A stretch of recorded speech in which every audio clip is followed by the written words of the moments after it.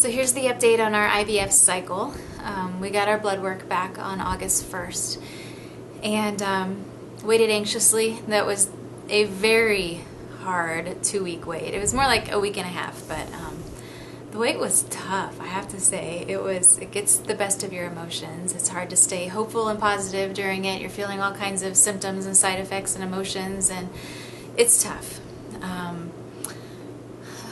We were both at work, got the call, had to do a 3-way call on my phone with, because I wanted Jeff to be a part of that, to hear the results, whether good or bad. So they gave the call and basically said that the test results were negative. We are not pregnant. That was a huge blow. It was very hard. We met each other at home for lunch that day and basically cried like babies. That was very hard to swallow. We had run through so many emotions and tried so hard to be hopeful and positive, and there was a little part of me the whole time that was doubting that I was pregnant. But you don't know how to read yourself. It's hard. You have so many emotions and side effects and symptoms going on that you can't really fully trust what's going on inside of your body during that. So even though I felt like it didn't work, like I wasn't pregnant, I kept telling myself that I can't trust what I'm feeling because who knows? My body's not trustworthy right now in that area. But it kind of came to be true. So the whole week was really hard. It was probably one of our harder weeks that we've ever had together. The uniqueness of IVF is you're putting so much of your finances, so much of your emotions, your hope. Your body is going through a lot. You're doing the injections and testing and all kinds of stuff. Job-wise, we had to miss a ton of work. It cost us job-wise. Took almost all of my vacation that I have. My husband didn't have vacation, so that was hard. So you're putting all of this effort and focus, and that is your goal, your mission for almost 2 months when you have testing and consultations and all that included.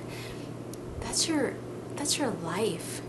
That's all you're talking about, all you're thinking about, all you're dreaming about. Your friends and family, if you let them in on it, which we did. We need our support system. We needed our prayer group and people praying for us. So you have all of them invested in this around you. And then all of a sudden you get the phone call and it's done. It's over. And I think not only the disappointment of not having a child out of it, but just all the emotions and the anticipations that were riding on it, that was tough. Felt like the carpet got pulled out from under us. And for a good week, the first week there, I was feeling pretty hopeless about it. But I allowed myself a week. I allowed myself a week of grieving and struggling and being down and listless, not getting off the couch after I got home from work, just kind of sitting. I allowed myself that time to do that. And then woke up this week, Monday morning, saying, I can't go another week like that. So as much as I'm still grieving and sad and trying to process and understand, I'm trying to move towards hope again and belief that, okay, it didn't work the first time. If we choose to do it a second time, maybe it'll work. There's other options. We can do this again. We can adopt. We can still continue to try naturally. It's not like we're not ever going to be parents because the first cycle didn't happen. Some pluses that I've realized during the processing time was that time during our first IVF cycle was the absolute sweetest time, I think, between my husband and I. And I think that's because, number one, like I said, we had a mission and a goal, and it gave us something to be excited and hopeful for. And then to watch how sweet he was in taking care of me, giving the injections. I trusted him wholeheartedly and completely. That was amazing to see how he was strong and supported me through it all. And then I even liked the routine of the injections. It wasn't near as bad as I thought it would be, and it gave, I enjoyed my morning and evening routine of that. It sounds weird. I don't understand why, but I think it's because it was just the time that Jeff and I came together for a few minutes every day to focus on having our little baby. And like we were actually doing something. So I have to say that looking back on the whole process, even though it ended in disappointment, devastation, heartache, that I come away from that time feeling more bonded and closer to my husband than when going into it. And that's huge. That says a lot. So that to me is priceless. As far as the next step goes, we have an appointment this Friday, day after tomorrow, a couple of days, to go back to the clinic, and they just do a routine follow-up consult appointment. I'm assuming to talk about how the cycle went wrong, if they know, and then to look into the future as to what things that we could do differently, if there is anything that can be done differently. So now that we have that appointment set, and I know we're going day after tomorrow, gives me something to look forward to, and gives me a little hope that we're okay. Now we're moving forward again. We have decided we want to do it again. We have no clue how we're going to pay for it. It's going to take us several years just to pay off the first IVF cycle that failed. So I don't know. I don't know what we're going to do. I don't know how much time we're allowed to, when we get to start again.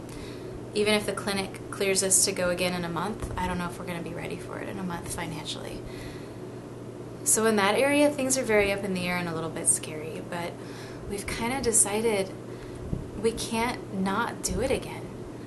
We put so much into the first one that if anything, the money from the first one wasn't in vain if we do it again, because at least we will have learned from the first cycle and can put that learning into the second one.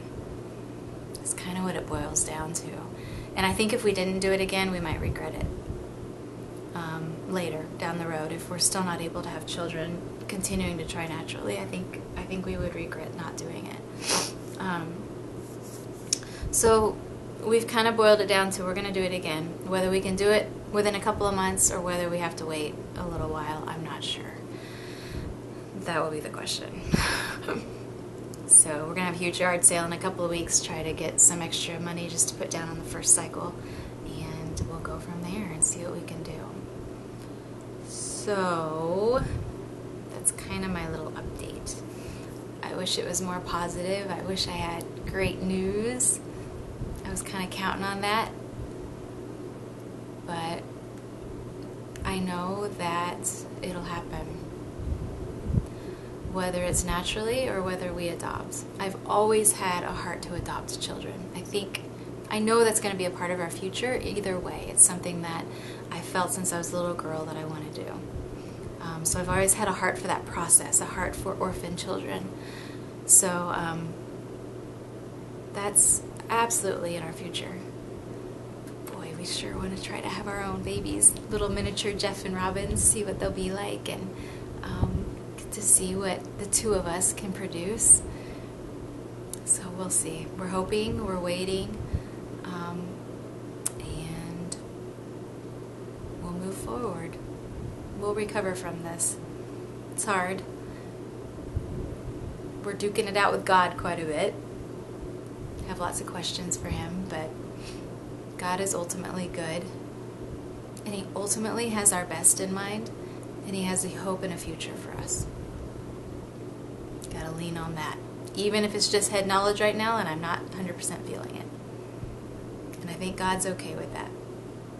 and he's okay that I want to yell and scream at him. He's a big God, he can handle it.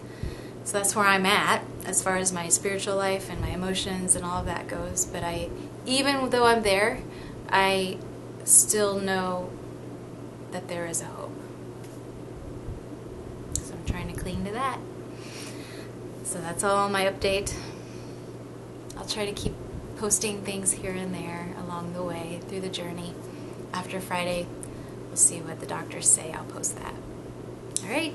See you later.